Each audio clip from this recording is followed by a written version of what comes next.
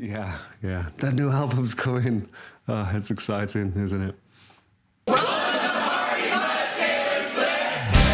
So colleges, just before we begin, is it a big thing, like touring college campuses? Is that like is that a thing that certain levels of artists do? I think it used to happen here in the UK, certainly in the 60s and 70s and the 80s. Maybe I even remember a couple of gigs, but I didn't go to university, so was it still going on in the 2000s? Maybe it was just less of a thing. I really wanted this to be something that was kind of like spirited. I wanted to end up doing a storytellers concert for people who wanted to hear the stories. And cool. I thought, how better to choose the audience than to have them do a contest and compete. I went online and I saw the Vote for Taylor on Campus thing. Read through the contest rules, saw that it was normalized by school population, which is when I got super excited about it because it meant small. And I was just thinking, wow, this is pretty crazy. We'll never win this, but let's try anyway. So I pretty much did everything possible and then just tried to badger everyone else I knew to vote for us. Taylor Swift to perform in Mud, it's pretty crazy and pretty surreal. People are really excited. Taylor Swift tonight, come on! It's amazing to end up at this college and to have all these people here eager to hear where these songs came from. Oh, right, cool. So this is a VH1 Storytellers thing. I think I've seen some of those before. But, man, it's just so cool, isn't it, man? How from, like, real early on, she's thinking about... I want to say about the marketing. And it's easy to get cynical. In the past, I would get cynical about marketing and stuff, which I blame. Like, I know I've worked out recently where this comes from in me, is like my distrust of marketing. Well, there's probably two things. There's the Doors film. You remember that, the Oliver Stone, was it, I think? Val Kilmer played Jim Morrison, where he has a big, like, hissy fit about one of the songs being used in an advert. And I saw that film probably far younger than I should. And then from then on, I guess I kind of thought, yeah, no, advertising, that's not cool, man, you know, or something, which is ridiculous. And I suppose the other thing is from Bill Hicks. When I did my Q&A recently and there was a question about, you know, the influences on my life, and I kind of listed a few people. Maybe I should have put Bill Hicks in there because his stand-up routines did have a big impact on me, but he does a bit about marketing, you know, and he's, you know, if you're in marketing, you know, kill yourself. And then he's, you know, it's pretty brutal, really. And he's like, no, it's not a bit, it's not a joke, you know, you're Satan's spawn, you know. You want to put a dollar sign on everything, which I suppose, to the extreme, I suppose I've lived a lot of my life in a very sort of black and white way, to extremes, which just hasn't served me well, really. You know, being unable to see the nuance in things, which is something I'm getting much better at. But marketing, it can be a problem without soul, without substance, right?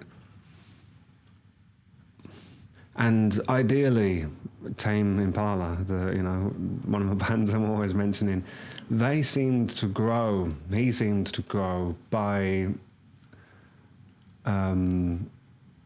word of mouth, you know, from, I guess, you know, the internet that had something to do with it, but they really seemed to be a band that grew from tour to tour, from album to album, with very little marketing or advertising. It was just people like saying, have you heard this band? You know, you've got to check these guys out.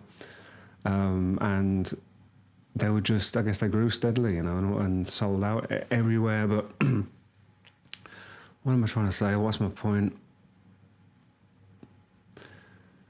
It works with, I mean, it's been around forever, hasn't it, marketing? Would Elvis have been successful without marketing? Would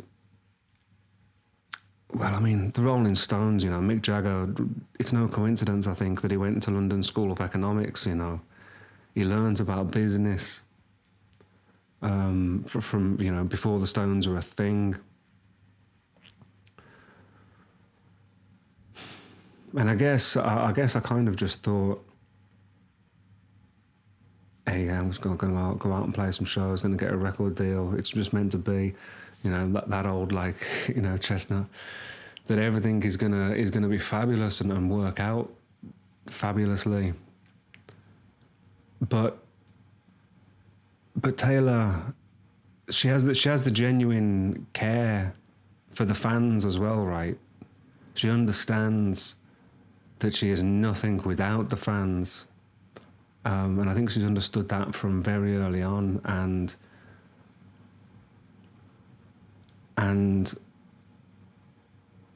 as much as there is an element, there has to be an element of all of these things, these gimmicks, these ideas. There's an element of creating excitement and drawing people in and drumming up interest and all that sort of stuff. Publicity, I suppose.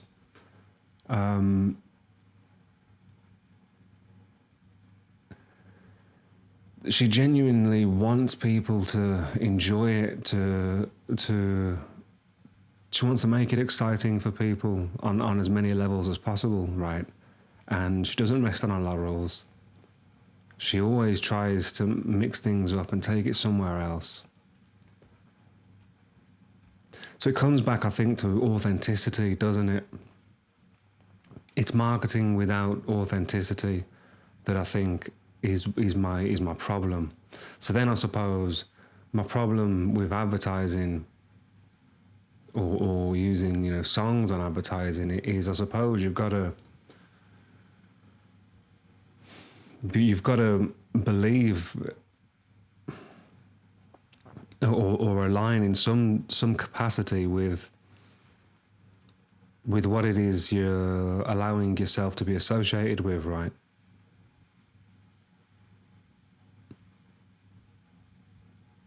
I mean, excuse me, has Taylor ever like done any actual advertising or adverts? I don't think I've ever seen any. Are there any? There was like a great raft of sort of celebrity endorsements for Pepsi, wasn't there, like in the 2000s? I remember Robbie Williams doing it. A lot of footballers were doing it. Britney Spears. There's a hilarious interview where I think the interviewer asks her, you know, if she really likes Pepsi, and she's like, no, I really love Pepsi. I'm honest.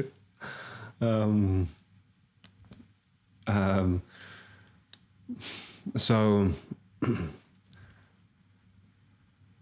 I don't know, man. I guess there's the idea metaphorically of selling your soul to the devil for success, selling yourself to what, corporations and things, to being a slave to advertisers. I think that's what upsets people. Well, upsets like legacy media outlets about a lot of the biggest podcasts in the world, right? Because they can no longer control people, you know, or not so many people anyway. So it's like because when you have your own platform, I suppose. So okay, so whether that's podcasts or like what Taylor's got, or I don't know if it works the same maybe for like big actors, because maybe they're still dependent on studios and financing for their own thing. But certainly some of the biggest podcasters in the world, not even the biggest ones, you know, because there's just so many now, isn't there, you know, but if you can generate, as Taylor Swift does, fuck you money, you know, your own your own source of income, then you are a very dangerous person to. Oh man, I'm just sounding like I need to put my tinfoil hat on now, right? You know, a very dangerous person to the people in control. Gosh, all this come from marketing. I guess it just be authentic. That's what it is, isn't it? Like from that Zayn interview I've just done, I think the reason his record is so brilliant is because he has learned to get out of his own way, to not try to play to what people's expectations are. Let's get into this anyway. Gosh, that was an epic rant, wasn't it, to begin with? Pretty surreal. People are really excited. Taylor Swift tonight, come on! It's amazing to end up at this college and to have all these people here eager to hear where these songs came from. Cool. So she's going to be doing some talking, I guess, between.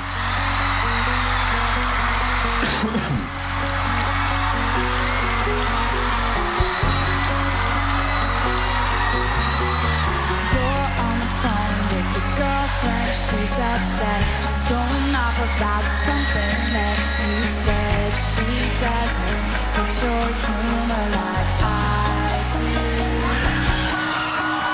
I'm in my room. It's a typical Tuesday night. Listen to the kind of music she doesn't like. She'll never know your story like I do.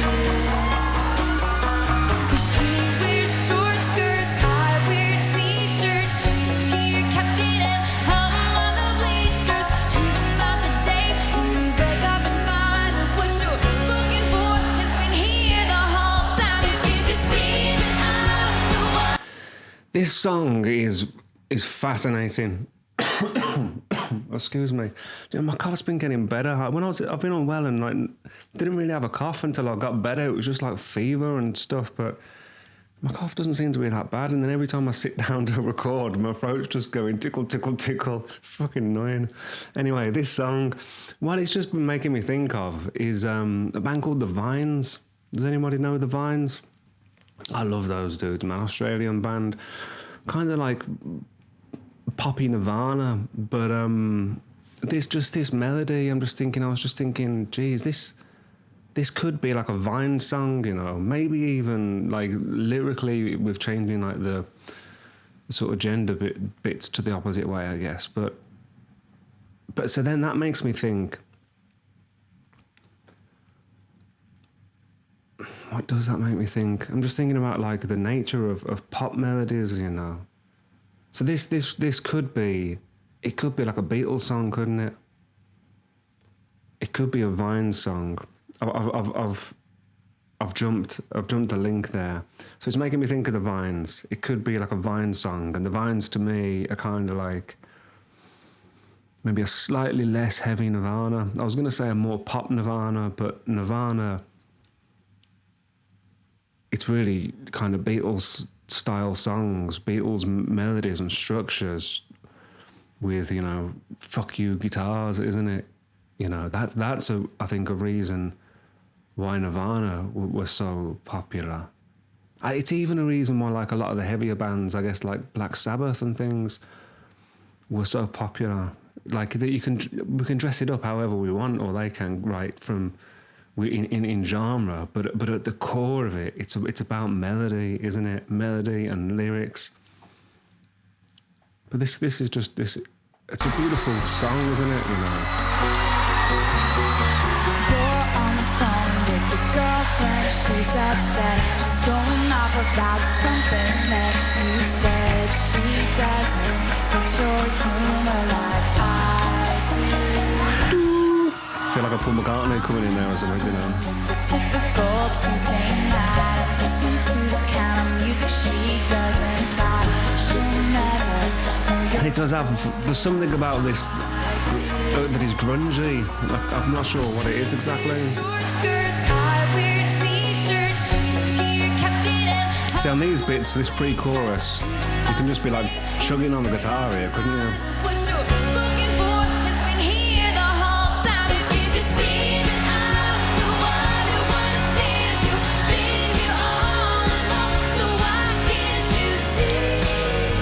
This could be Vines all day long, man. Beautiful.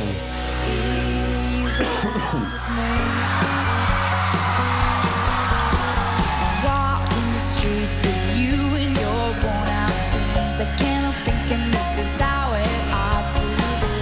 Laughing on a park bench, thinking to myself, hey, isn't this easy? You got a smile that can light up this whole town. I haven't seen it in a while since you brought you down. I've got a little fan down here I've just turned off. Maybe that's just drying out the air. Hey, what you doing with a girl like that? She wears high heels, I wear sneakers. She's cheer captain and I'm on the bleachers. Dreaming about the day when you wake up and find that what you're looking for has been here the whole time. If you could see that I'm the one who understands you, baby. I wonder, is she going to talk about what's inspired this song after? Because that would be very interesting to see. Because this is it's like a 2000s rom-com, isn't it? Do you remember? I'm trying to think of specific ones, but there seem to be quite a lot of those films, you know, where it's it's either the guy or the girl, you know, they've either got like a best friend, you know, who they're never really interested in romantically, and then they see it was them all along or whatever, that kind of trope, isn't it? So I suppose there was a reason those kind of stories were popular. They speak to people, right? Everyone wants to be seen. And you wrap it in a killer melody. Beautiful.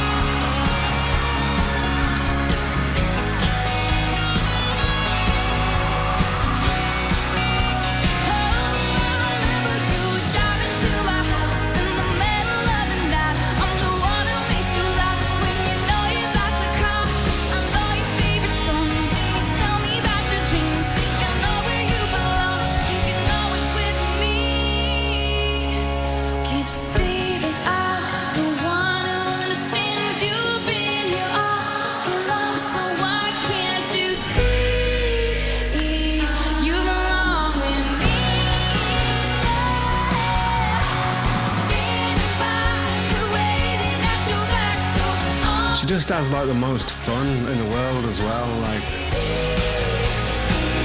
can you think of another artist that seems to enjoy what they do so much?